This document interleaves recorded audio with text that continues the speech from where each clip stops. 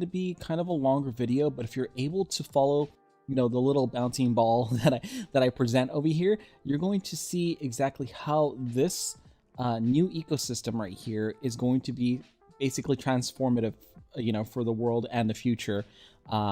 First, I want to mention or show you this page right here. So this is the US debt clock, and it's basically a visual representation of what our national debts look like around the world, right? And as you can see, there's a lot of red going on. There's some green going on over here in the center columns, but there's a lot more red than there is green.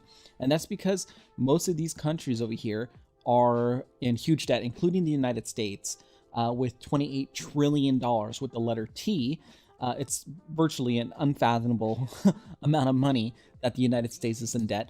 You can see its population, about 333 million.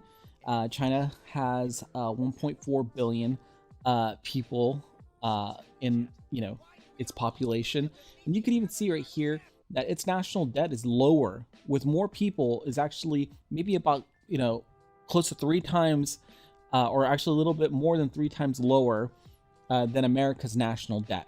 And the world uses the US dollar for most of its trade.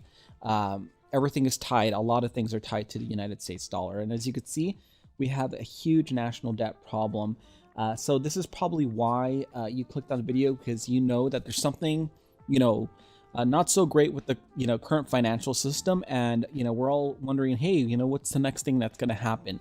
And I showed this in the, the very first beginning of the video, and I'm going to explain all of it because it has to do with this right here. This is supposedly the fix. And this is the thing that most people are not paying attention to, which I wanted to bring forward to you guys so that you guys can look at it and, make your own decisions. I am not offering any financial advice whatsoever. This is just one guy who found something, who was digging down through the rabbit hole and dug up something that felt like, he needed to share with everybody. And I'm going to explain this very difficult looking, ecosystem. And I'm going to break it down in layman's terms so that, you could, explain it to your friend or your girlfriend, your wife, family members and stuff like that. So that, maybe you guys can make some changes or make some conclusions or decisions all on your own. So, yeah, let's go ahead and get right to it. So as we see right here, we have all of these different entities here. And right now, if you've never heard of cryptocurrency, don't be scared or anything like that. But a lot of this has to do with blockchain technology and cryptocurrencies, and how these technologies are going to be integrated into an existing system, and then eventually become the new system that everybody uses, so that we can begin to manage these debts. These insane debts that every single country has. I mean, everybody's in the red. It's really terrible. Back to the diagram, and we're going to jump back to the diagram several times. So just get used to looking at this. Let this image burn inside of your mind, because it's going to be very important. Okay, so we have, let's say, 5 different cryptos in here. We have IOTA, Ripple, Stellar, Xlm, and Algorand, which I'm going to explain in further detail. Just know that these ones in orange are your cryptocurrencies, right? Then we have some bigger organizations that have companies that kind of reside with them. So we have R3, we have Swift, and we have Accenture, right? So these ones are actually giant kind of like companies or businesses and foundations, or however you want to, consortiums, however you want to say it, that have a lot of multi-billion-dollar companies that they work with. Okay, and essentially these big companies are going to be using these cryptocurrencies that I mentioned, IOTA, Ripple, Stellar, Xlm, and Algorand, to help make the businesses that reside inside of Accenture, R3, and Swift, so that they can actually move into this new system called ISO, right? And they're going to be using a series of different blockchains and tools and testing grounds and stuff like that in order to make that transition possible. So I'm going to explain exactly what that is. But before we can explain how that all works, we need to understand what ISO 222 is. Okay, so I'm going to start right here. And believe me, there's a lot of tabs, but I'm going to start right here. Move up to the top and give a short explanation. So I'm pulling this from Wikipedia, and all the websites that I show you I'm going to leave in the description so that you guys can go ahead and check them out yourselves and do your own due diligence, which I highly recommend. Okay, so we have Wikipedia. ISO 222 is an ISO standard for electronic data interchange between financial institutions. It describes a metadata repository containing descriptions of messages and business processes and maintenance process for the repository content. Okay, so the standard covers financial information transferred between financial institutions that include payment transactions, security tradings, and information or settlement information, credit and debit card transactions, and other financial information. So essentially, it's a new kind of system to be used that will eventually be replacing the legacy system, which is called Swift. Swift is down over here. And here are some of the key players that ISO is going to be working with. We have Cardano, we have Algorand, XDC, Zenfen, Ripple, and a few others. I mean, obviously it's going to integrate with Visa and a few other different companies over here. But essentially the ones that we really want to pay attention to are going to be Algorand, Zenfen, Ripple, and a few others that you're going to see right here. So we have IOTA, Ripple, Stellar, Zenfen, Algorand, and it mentions Cardano, but I couldn't find so much information in terms of Cardano being integrated, but I wouldn't rule Cardano ADA out at all. Again, Cardano ADA is a cryptocurrency that you could, buy in exchanges. I'm not recommending you buy anything. I'm just saying you could, if you wanted to, buy them on different cryptocurrency exchanges. Same with Ripple. Well, actually, Ripple is in the middle of a issue with the SEC, so you will be able to buy it later, I think. IOTA you could buy, Algorand you could buy, Zenfen you could buy. It's a little bit harder to buy if you wanted to do that, and Stellar you could buy, but I digress. We'll just go ahead and move forward. So as you could see, ISO 222 is a protocol that will be used for financial institutions to make payment transactions and stuff like that, right? If I scroll down a little bit lower, you're going to actually see that this plan for ISO 222 isn't something that's all of a sudden. They've been planning this out for years, and even the Federal Reserve has created documents stating like how they want the rollout to take place and all that sort of stuff. So I downloaded the PDF that you can see right here. It's a genuine document from the Federal Reserve, dated January 26, 2015. And then something that I just find interesting is that the use of the term task force is you're going to see that the use of the word task force is going to be used a lot of different areas, and for all of these different groups, they have a task force. So just be aware that there's a task force for these initiatives. So it says right here, strategy 1: engage or actively engage with stakeholders on initiatives designed to improve the U.S. payment system. Establish and enhance mechanisms for payment stakeholders to provide strategic input to and support for the strategy set forth in this paper and their evolution over time, including the establishment of a faster payments task force and payment security task force. Okay, very interesting. This is a great doc for you guys to take a look at. I think, it says right here, it's 58 pages. They talk about the different, strategies to take in order to make this ISO 222 standard rollout take place. And it's quite interesting, but it's too long to go over. So we're just gonna, I'm just gonna let you know it exists and provide a link. All right, next over here. So we're back at the Federal Reserve. I wanted to show you this because this is kind of a more up-to-date page. And it shows that, it says the service is set to go live in 2023, right? But that doesn't mean that they're not working on all this stuff right now. And they want the world to basically be going live by 2023. So, this is still very, how do you call this? In motion, since 2015, actually since before 2015, they've been thinking about doing this. So then I also want to share this one because it uses the term task force, again, secure payments task force participants. And also what's important is who's participating in this. So we're going to break down who are all the participants, or not all, but like a lot of the big players in this particular movement. So as you can see, secure payments task force participants will go down, and we're going to see a lot of the big companies that are involved. So we have JP Morgan Chase over here, they're involved. A lot of banks, a lot of financial institutions. We have MasterCard, let's see, shopping places, Nordstrom. So this is going to affect so many different sectors, you know, between, you know, retail to energy, other utilities, banks, entertainment, you know, you name it, it's going to affect everything.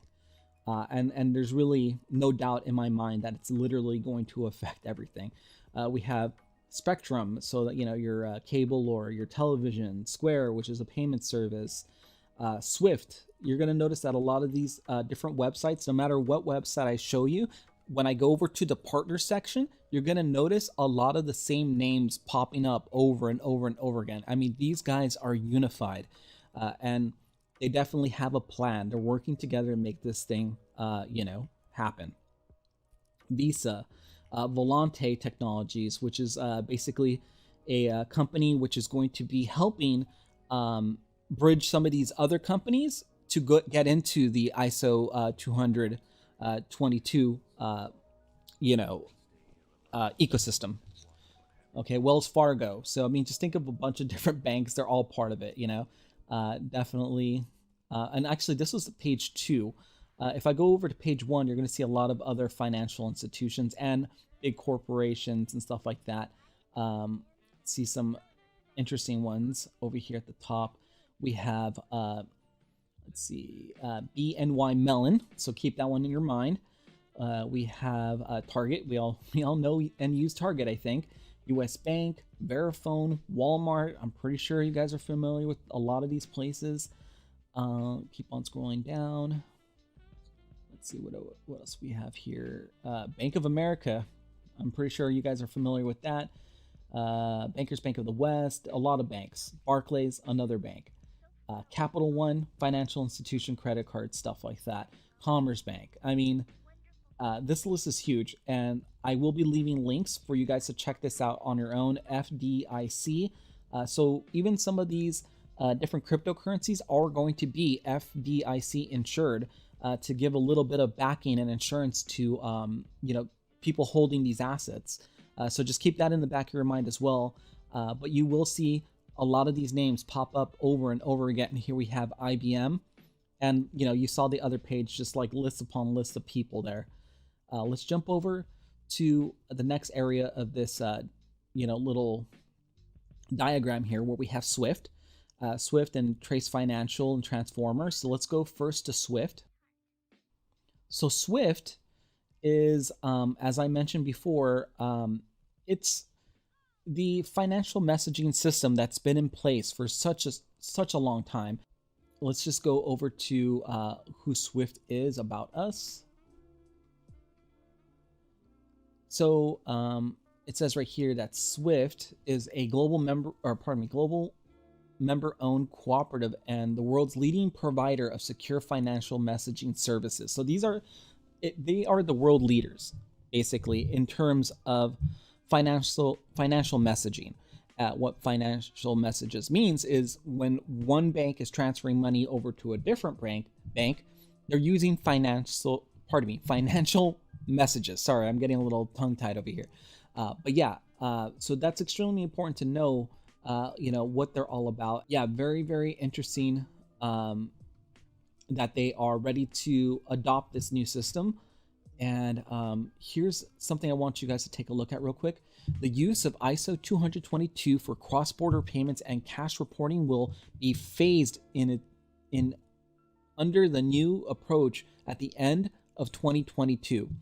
So what this basically means is that the current SWIFT system is going to be phased under the new approach from the end of 2022. Okay, and keep in mind, this thing is called 222. So I don't really think that's a coincidence. Now, to get a better understanding of the timeline of when all this stuff is going to happen, we could take a look at this one, which is interesting. ISO 222 infographic, a guide to the migration journey. A guide to the migration journey. Okay, ISO 222 is a standardized global language for financial messaging. Okay, so trade, cards, payments, securities, FX. Okay, ISO 222 is set to be the de facto standard for high value payment systems of all reserve currencies. So, you know, let that sink in your mind for a moment, that it's going to be used for high value payment systems for all reserve currencies. By 2023, ISO 222 will account for, it says right here, 80% volumes of high value transactions and 87% value of high value transactions. So it's meaning to take a large portion of you know, the system's control by 2023, essentially. And then here is kind of like the timeline of when all this stuff is happening. I'm going to read the small print over here. It says countries and regions worldwide are migrating at different pace. For many banks, the migration will happen in various stages during a period of up to 5 years. So, you know, I think this is coming from 2020. This page is coming from 2020, and it's saying over 5 years.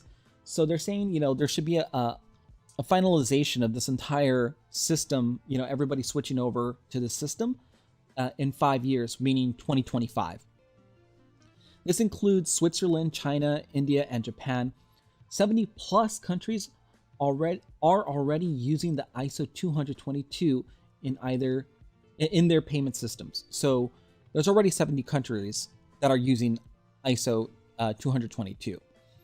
Several low value and instant payment schemes have already migrated to ISO 222.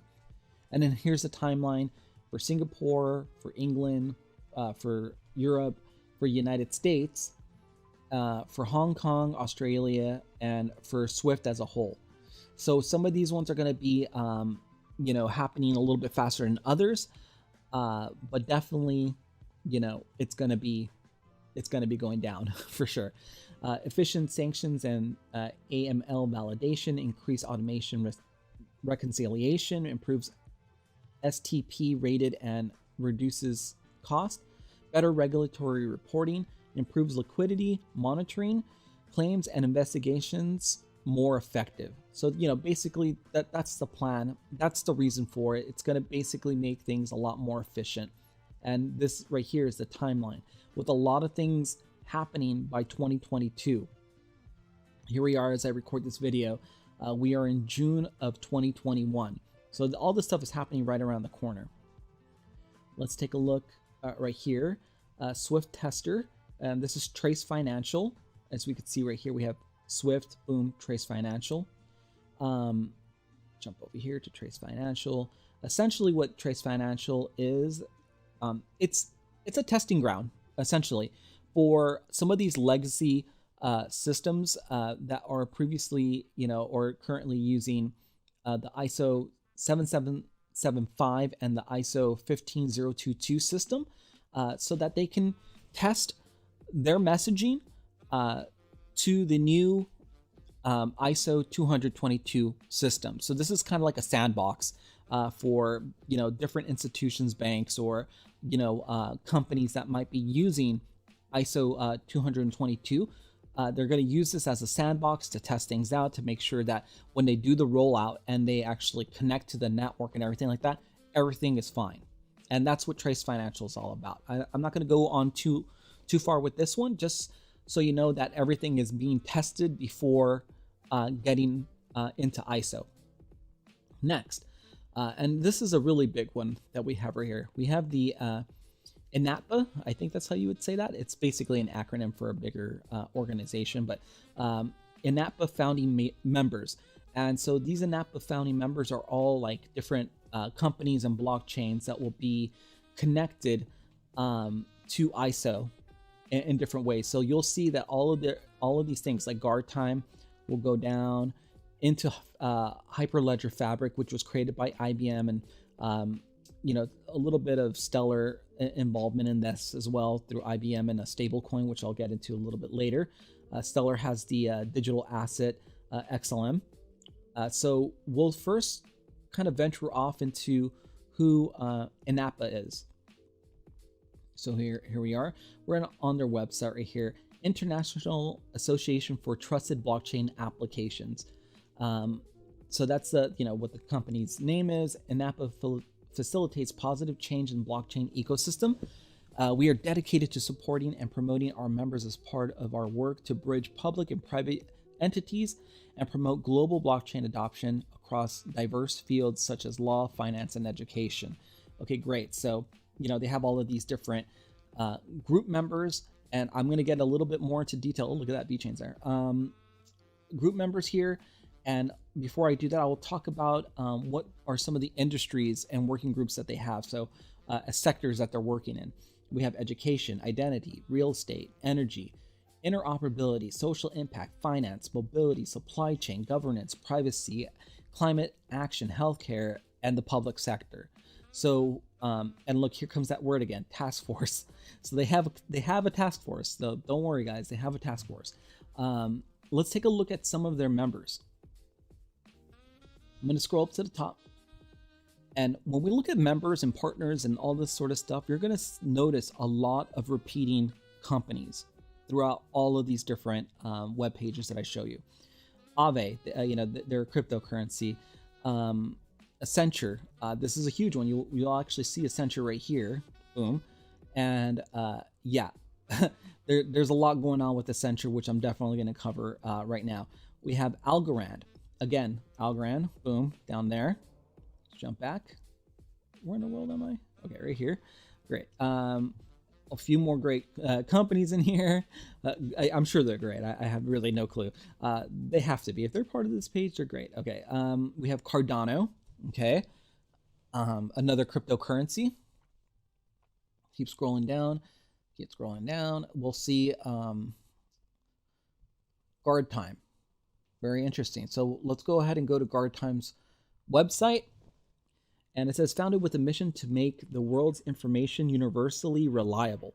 And so what they're really doing is making sure that, like, you know, they have supply chain management tools and, you know, just different tools for managing medical supply and stuff like that. So let's take a look at the next page over here. And we have Vaccine Guard. Isn't that kind of coincidental? Isn't that great that they have this technology right at this current time? So Vaccine Guard, end-to-end visibility for the pharmaceutical value chain. Vaccine Guard is a distributed data exchange platform for vaccination campaign management that enables counterfeit and diversion detection, vaccine allocation prioritization, just-in-time stock and supply, pinpoint recall, and rapid adverse reaction detection. So it's going to be like this great tool used during this current time, just in time for this over here, real-time detection of counterfeit and diverted vaccines, manages vaccination campaigns and patents or patients, onboarding dose, timing, etc., etc. So you could see how exactly this is going to be used. But, you know, here it is. And it's part of this, you know, little society here. And, you know, a lot of these members are going to be putting all their tools and energy and companies, pushing it into Hyperledger, into ISO 20022. Let's jump over here. Actually, here we go. So we had Vaccine Guard. Okay, that's what we were just taking a look at. And then, of course, some of the other products that they have, you know, protection from counterfeits, channel integrity. They had some other stuff in terms of, you know, automation and supply chain management and stuff like that. So definitely want to show this page. So yeah, transforming supply chains with intelligent blockchain solutions. Just interesting tools, you know, for this particular time. Next, we have on this little diagram here, SAP. Again, it's one of these kind of bigger companies that have a lot of different, you know, companies that work with inside of it, right? So they're here are the different industries that it supports. It supports everything from energy, natural resources, service industries, consumer industries, everything from retail, fashion, media, engineering, construction, sports, entertainment, telecommunications, all this. And then I was like, let's just click under oil, gas, and energy and see who we find here.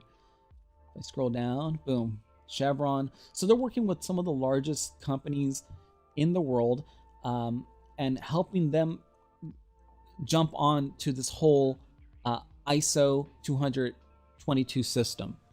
And yeah, I just wanted to share this website for you guys to take a look at that. Next, we have TM Forum, and essentially TM Forum is going to be helping with a few different things with smart cities and also artificial intelligence, and they're going to do this using blockchain. So just so you know, like blockchain has a lot of really great use cases, from being able to track supply chains for financial reasons as financial tools and stuff like that. And also when you have all of this data going into the blockchain, if you're able to aggregate that data, analyze that data, you're going to be able to do a whole bunch of different things like AI data and insights, stuff like that. Through these insights and all the data, you can start moving into autonomous operations and learn how to create more and more efficiencies and stuff like that. So that's what this TM Forum is all about. It's about getting some of this data and learning how to make better systems based off of all the data that it collects. And one of those things are smart cities, which is why I had the page open over here. So essentially, smart cities seems like something that's going to be way off in the distance in the future, but it's taking its baby steps now. And the way that it's doing it, it's using blockchain technology in order to do that, and using a series of sensors on everything in order to, take record of stuff and put it into the blockchain. So, anything from badge readers before you enter a building to maybe even your car having some type of sensors, and, you jumping into your car and going to a toll booth, and then, it automatically pays because it recognizes that you have money in that account through your car to pay the toll booth, and you never, even stick your hand out the window to pay a fee. It just knows when you're on that toll road. So just crazy stuff like that. That's what smart cities are going to be about. That plus a whole lot more, because it's actually integrating something called the Internet of Things, where a lot of the devices and things that we have are going to be speaking with each other. And it's just going to be a wild and crazy future that we live in. So I don't want to, diverge or go off course too much. But I did wanted to mention this TM Forum because it is mentioned right here. And it also has deep connections to IOTA, which we're jumping over to next. Is this IOTA? Let's just jump over to IOTA first. Here's IOTA. So opening data for smarter communities. This is their page that is in regards to smart cities, Internet of Things, changing urban living. Let's see. What is a smart city? A smart city is an urban area that incorporates information and communication technologies into its systems. Sensors gather data to inform authorities and residents, reducing waste and making resource consumption more efficient. So it's all about efficiency. Internet of Things is rapidly changing urban living. So as the Internet of Things changes the way citizens, communities, cities, and nations connect, interact, and exchange data. From data privacy and ownership to peer-to-peer energy and integrated transportation, from predictive maintenance and additive manufacturing to e-health and e-governance. It's like I'm speaking a completely different language at this point. But yeah, essentially, that's what IOTA is here for, helping to create solutions and helping to build smart cities through Internet of Things technology. We can jump over to the actual homepage. It does a lot more than just that. Again, it's a cryptocurrency that if you were so inclined, if you wanted to, you can buy some of this. I think at its current price, it's under $1.50. So for something as interesting as this, I mean, that's, I have some, I own some. I'm not making any, I'm not saying for you to go get anything. But I'm just saying, like, this is what I have. Not financial advice. All right.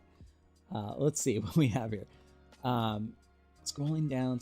So we, for mobility, for social impacts, smart cities, global trade. Oh, no, here's a funny one right here. Digital identity. That's interesting, right? So let's jump over to digital identity real fast. I actually haven't taken a look at this page, but just digital identity, right? Providing trust between individuals, organizations, and things. So it's kind of like on that Internet of Things, back on that level again.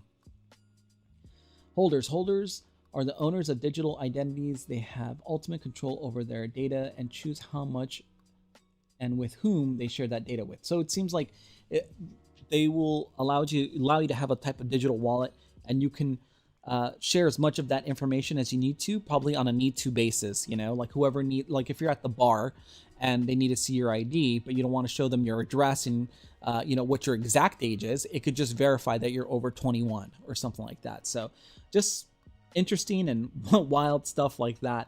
That's what all this is going to be. So yeah, look right here. That's exactly what I said. So address validation, customers can prove where they live for shipping and billing addresses. That's pretty cool, I guess. Age verification, customers can prove they're 18 for online purchases. Authority login, customers can prove who they are and gain access to their account without passwords. Okay, so throw your passwords out the window. We don't need them anymore. We have IOTA. Cool. All right, we'll jump over to the next stage over here, which is Hyperledger. So we're kind of bouncing around a little bit, right? But here we are at IOTA, and we're just gonna run over to what was that again? To Hyperledger. So that's this kind of section right here. This is where all the information is going to.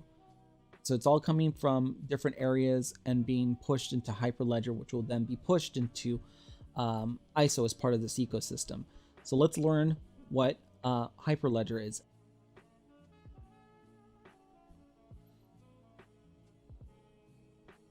So here's probably a really good video that you guys can check out. It kind of explains how it's used. So let's just read what this says. Hyperledger Fabric is intended as a foundation for developing applications or solutions with a modular architecture. Hyperledger Fabric allows components such as consensus and membership services to be plug and play. Its modular and versatile design satisfies a broad range of industry use cases. It offers a unique approach to consensus that enables performance at scale while preserving privacy. So it's helping things remain siloed, but within inside of the system, so that it's all private, which is pretty interesting. Here are some of the companies with case studies. Walmart. Interesting, right? So that's the second time we've seen Walmart in the mix. Okay, so next we have R3. Now, R3 is huge. It's really huge. Its partner list is probably one of the biggest, if not the biggest partner list. I mean, I would say aside from Accenture, maybe. Let's take a look at that. R3 ecosystem, world's largest blockchain ecosystem. The network effect. Blockchain benefits are best realized with the network effect where industry participants come together.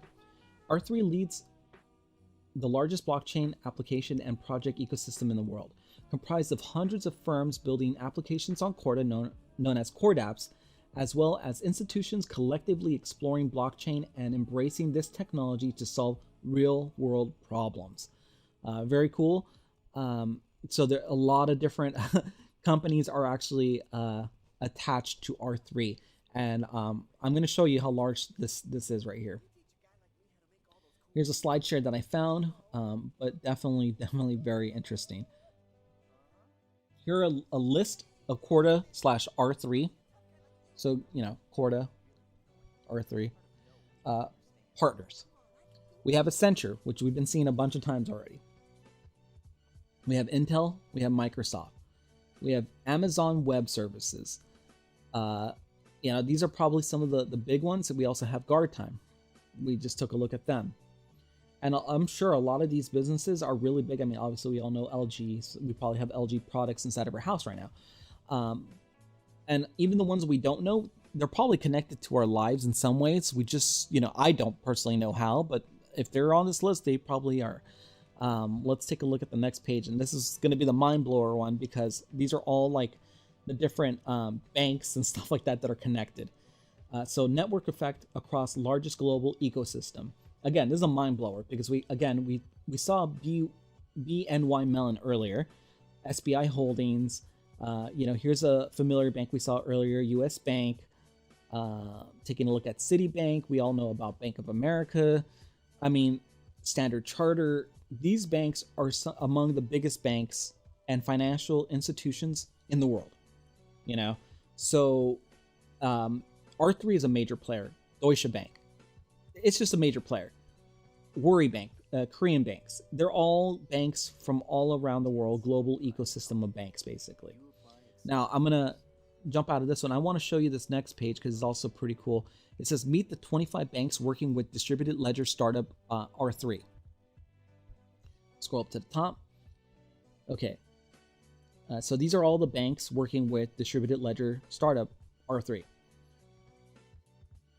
Bank of America, Bank of New York Mellon. We saw some of these earlier. Mitsubishi Financial Group, Citibank, Commerce Bank, Deutsche Bank, HSBC, Morgan Stanley.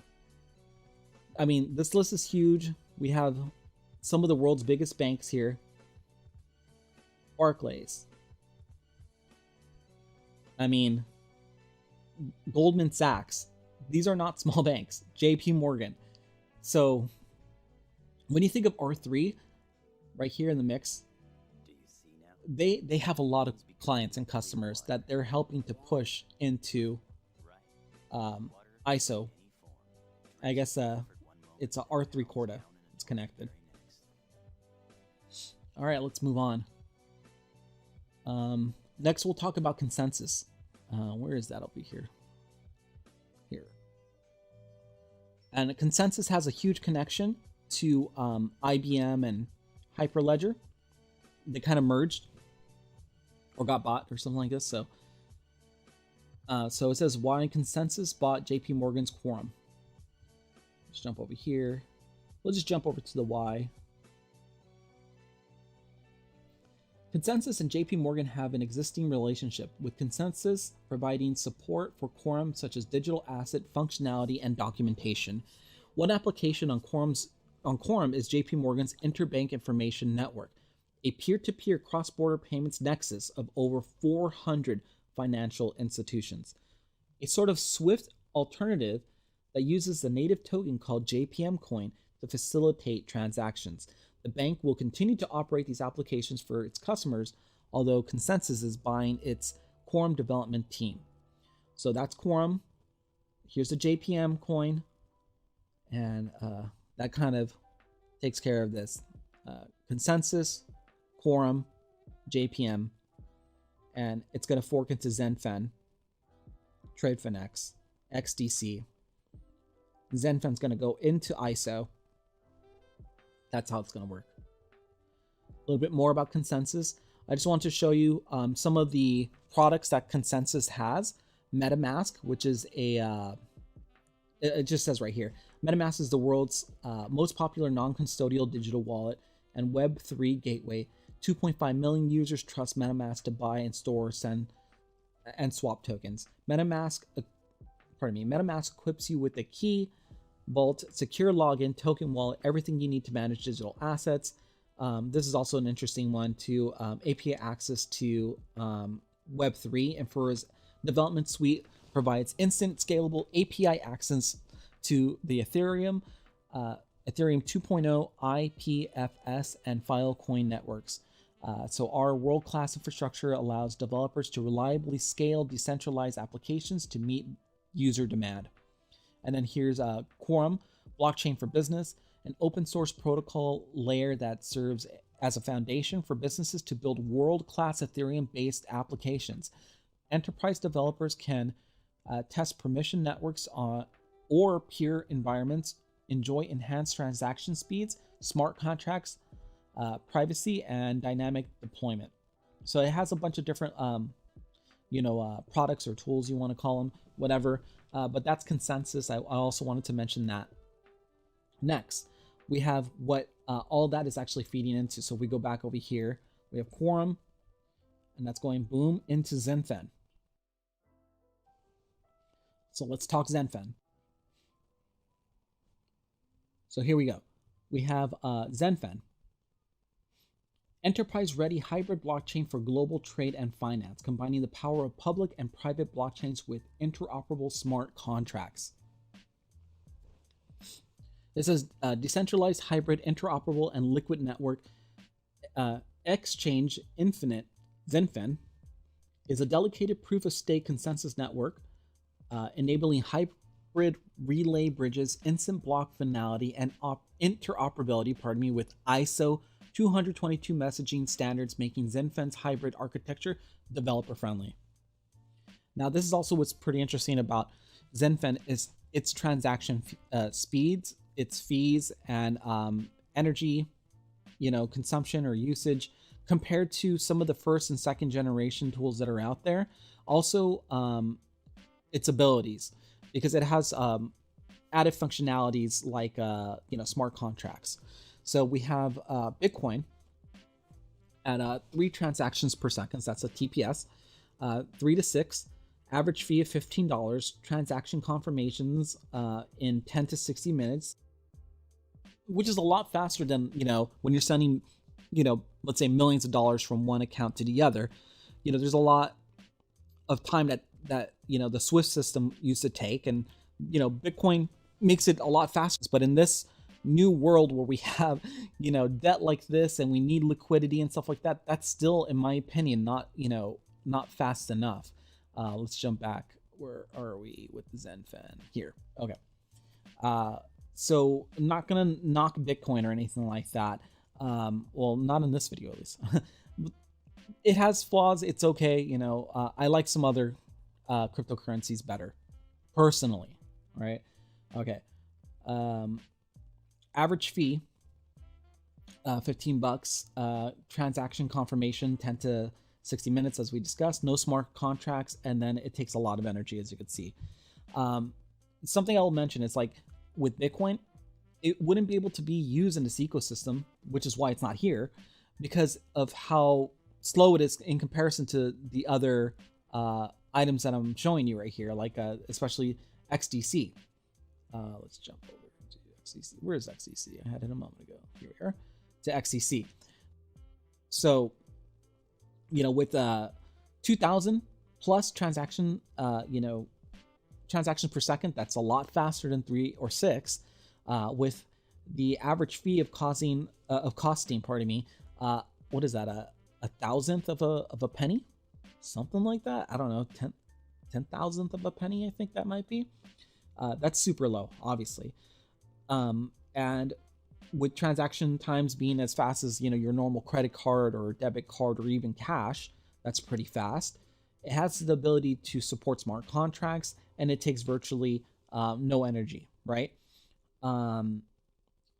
Imagine using something like this at the supermarket. It'd be, pretty relative to the way it feels like today, right?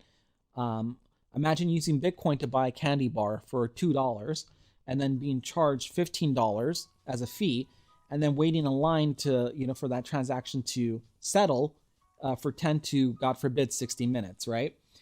And then amount of energy that it would have taken for that transaction to take place.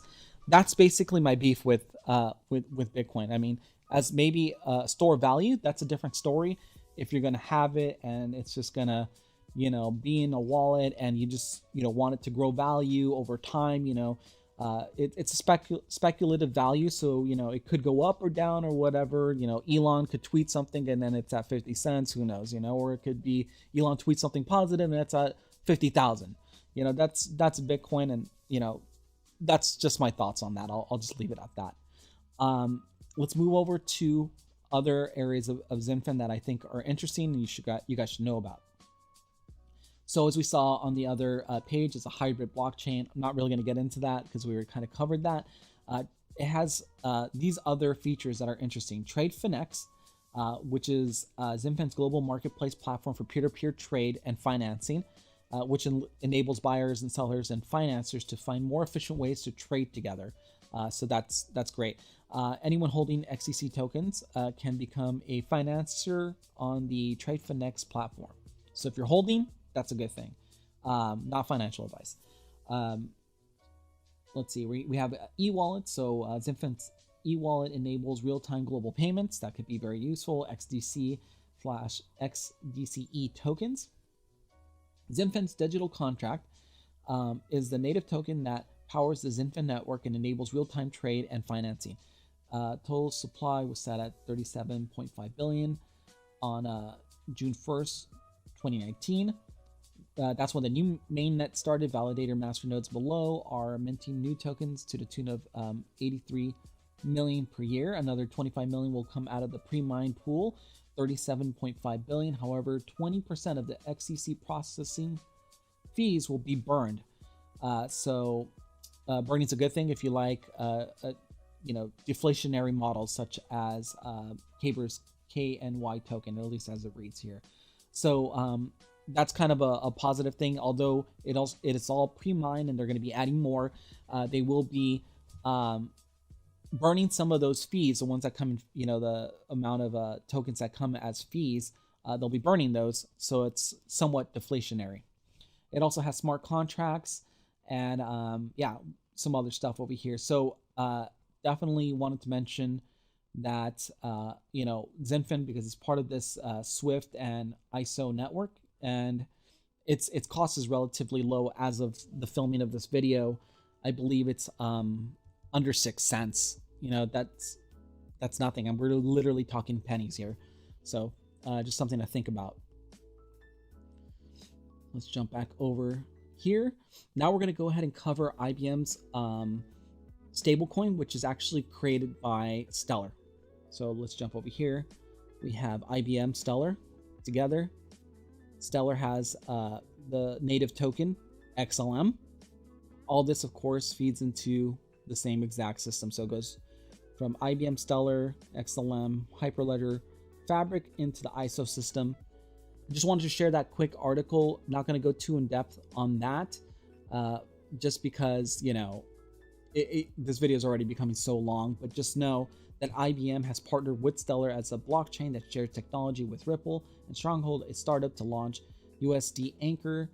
And essentially, there you go. IBM and Stellar are basically married. Good to know, right?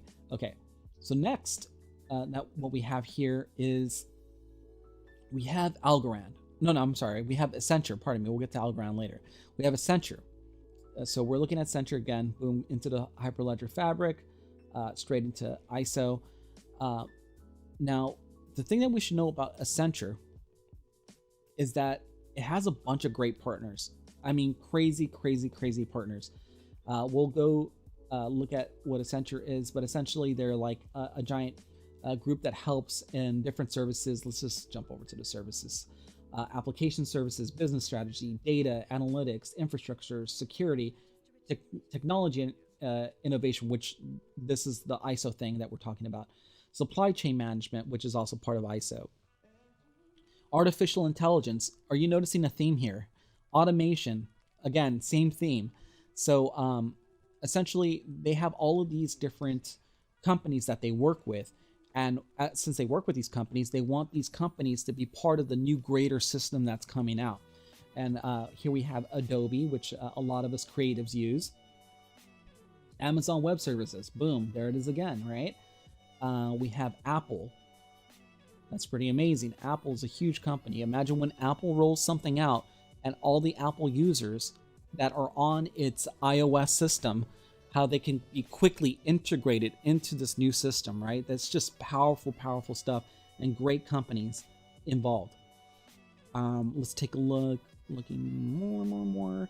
I mean, I'm sure we can go through most of these and recognize a lot of really big companies, Dell Technologies, Facebook over here. We can continue moving forward. We have Google. Wow, okay, so they're working with Google too. I didn't even know that. IBM, I knew that. Intel, you're noticing a trend here of similar partners. We have not really recognizing too many, but again, these, you know, even though just because I don't recognize them, maybe you recognize them, but just because even if you or I don't recognize them doesn't mean that they're not major players in the economic system. I thought I saw, okay, here we have Microsoft. Okay, we all know them. And then MicroStrategy, which I just kind of find funny, right? They're big, you know, Bitcoin, you know, maxis over here. Again, I'm not talking crap about Bitcoin. Sort of am, sort of not, whatever. But yeah, I just find it funny that MicroStrategies is there. We have Oracle, another big billion-dollar company. Pitney Bowes. Let's see who else we have here. Qualcomm, another humongous company. Salesforce, we're talking giants here. SAP, we saw them earlier, right here. So, I mean, I can continue to go on and on and on. But now I want to know, you know, who Accenture's also partner with on the other side. So they also have some other friends in this group. I'm not even going to say it. Okay, you guys can all read over here what this says, right?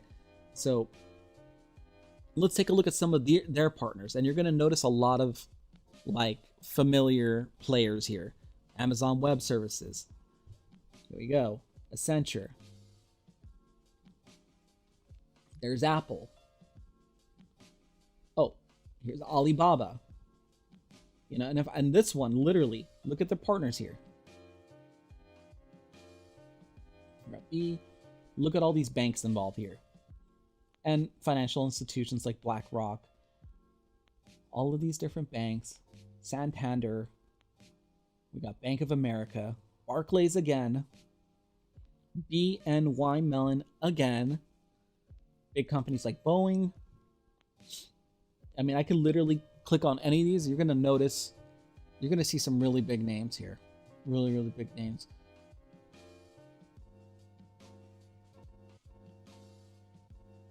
Cargill. Keep on going. Cloudflare was up there. If you guys know Cloudflare. Circle. Interesting. Here's Circle. Here's Citibank. I could literally go down this list. And you guys are probably going to be bored to death of me just shouting out all these names, like, you know, I don't know. Just shouting out all these brands and stuff like that and companies.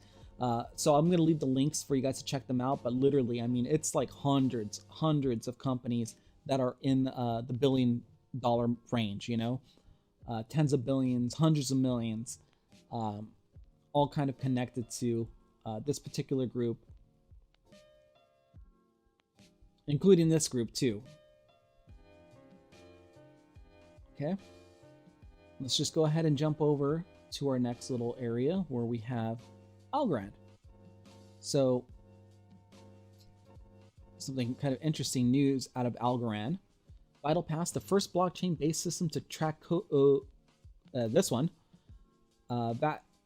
this thing, launches in Colombia with plans to expand in several countries in Latin America. As you can see, I'm self-censoring because, yeah, I just, you know, I don't want any problems. But you guys could all read this, you know, first, you know, digital passport created to you know, track this over here. Advanced blockchain technology from Algorand guarantees security, traceability, transparency during the vaccination process across Latin America. I see when they're testing stuff out in other countries like this as their testing grounds. They're saying like, okay, what can we learn by rolling this out in these countries? We get the data, we find out what's right, what's wrong, we tweak things, we make them better, then we roll it out to, let's say, first world countries. But first, we're going to go ahead and move them over to these other countries. And, you know, I'm not trying to say anything bad about these countries. It's just like, that's just the strategy that these people use, you know? I am in no means in love with any of these companies, any of these digital assets. I don't love them. I'm only holding them because I know that these guys are going to be the ones that control everything. And rather than being ran over by them, I want to ride on the train. I don't want to be ran over by it. So this thing is moving super fast, but not so fast where you can't jump on it and go along for the ride. But you don't want to be on the other end when it's coming right towards you and just there's nothing you could do, because everything, you know, once this thing is really moving, it's just going to be too fast to catch, or you're going to be, you know, hit at the end by it. I mean, that's the whole purpose of this video, is to be aware of everything that's going on with this whole new ecosystem, we'll call it, right? So that's Algorand. And let me just go ahead and jump over here. I'll just move this tab over here. So here's Algorand's actual website. Algorand builds technology that accelerates the convergence between decentralized and traditional finance by enabling the simple creation of next generation financial products, protocols, and exchange of value. Wow, I'm confused. No, I'm joking, but but seriously, like it's very heady and technical stuff at first, but then you start to understand the lingo, and you'll get it over time. Just, you know, keep with it, keep studying on your own, doing your own due diligence. Create and deploy tokens, NFTs, stablecoin securities, and currencies. Simple and cost-effective payment infrastructure. Create new financial tools, protocols, and services. So basically, they're calling it FutureFi, interoperability, private and public models, layer 2 smart contracts, just amazing stuff. Now, this guy right here, Silvio Micali, this guy is like certified genius. This guy's smart. He solved some really crazy issue. I think it's called the trilemma, blockchain trilemma. Yeah, he won something called the Alan Turing Award. You know, it was kind of like a joint win with another person. But basically, the Alan Turing Award is like one for like cryptography and mathematics. This guy was a previous to starting Algorand, he was a professor at MIT, the same MIT that created the internet. So, you know, this guy's no slouch. He's keeping busy. And I seen an interview where he was with Lex Friedman. Lex Friedman has a podcast. Silvio Micali was on it. I would highly recommend you guys check that one out. He seems like a pretty cool guy, like very smart and stuff like that. And I'm not going to try to ass kiss this guy or anything like that, but he's a unique human being. I will say that. You got to check out the Lex Friedman podcast. You'll learn a lot more from that, just with that interview. If you're interested in Algorand specifically. Ecosystem of applications. This is just an immense amount of just different applications. Algorand wallet, user-friendly wallet for anyone. Pardon me, user-friendly way for anyone to interact with the public network. Has an ecosystem foundation. I mean, he wants to create a wallet for our money and our identities to be on it as well too. So really, really huge plans in place there. That's Algorand. Algorand, Circle USD. Let's go to Circle. At the top, payments and treasury infrastructure for the internet. We help internet businesses accept payments and send payouts globally in one unified platform. Move digital money leveraging traditional payments rails, or do business in a more global, scalable, and efficient way through blockchain infrastructure. Circle seamlessly connects these worlds. So USDC, dollars for internet payments and commerce. Scaling solutions for NFTs. Let's see right here. Payments, the next generation payments processing solution.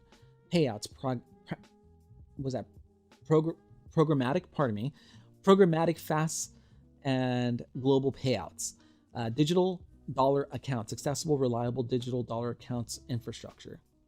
And it's partnered with Visa. So, yeah, definitely. And they have APIs for developers and stuff like that. So other businesses outside of Visa, let's say your MasterCard, let's say you're some other, business that wants to be connected to Circle, they have an API for that. And this is that sandbox access for you to kind of learn and test things out and get it right before launching. A little bit like this one was with Swift Tester, right? All right, let's actually jump over to CNET, because actually I'm noticing something kind of interesting that just recently developed. And keep in mind, Apple's is partners with Accenture and R3 and all this sort of, and the World Economic Forum and everything like that. What U.S. states will support Apple digital wallet identity cards? So if you guys are not familiar, recently Apple had an event to like a keynote to talk about their most recent, I guess, their iOS operating system capabilities, some of their new latest features within the update. And one of them is a digital ID and wallet. So it looks like, you know, some of this rollout is happening faster than we think. So this is a driver's license of this person. Essentially what you do is you get your driver's license, you scan it into the Apple wallet, so it's on your phone. Then you go places, wherever they ask for your ID, boom, it's on your wallet, and it will be accepted in certain states. We have Louisiana, Oklahoma, Delaware, and other countries that are going to get it later: Utah, Arizona, Iowa, Florida, coming soon. It says right here, launching soon. Early adopter in theory, currently waiting legislation. This one's going to go for sure. Wyoming is very blockchain and crypto friendly. Idaho, California, not quite ready. Almost ready in New York. Look at this, what it says. The home of the first, this thing, Passport, is, and one of the biggest users of Apple Wallet for subway transit. It's not yet ready for the digital driver's license. All this stuff is going down. It's going down, all right? So yeah, just get that out of your mind. If you think it's not going to happen, it's happening, all right?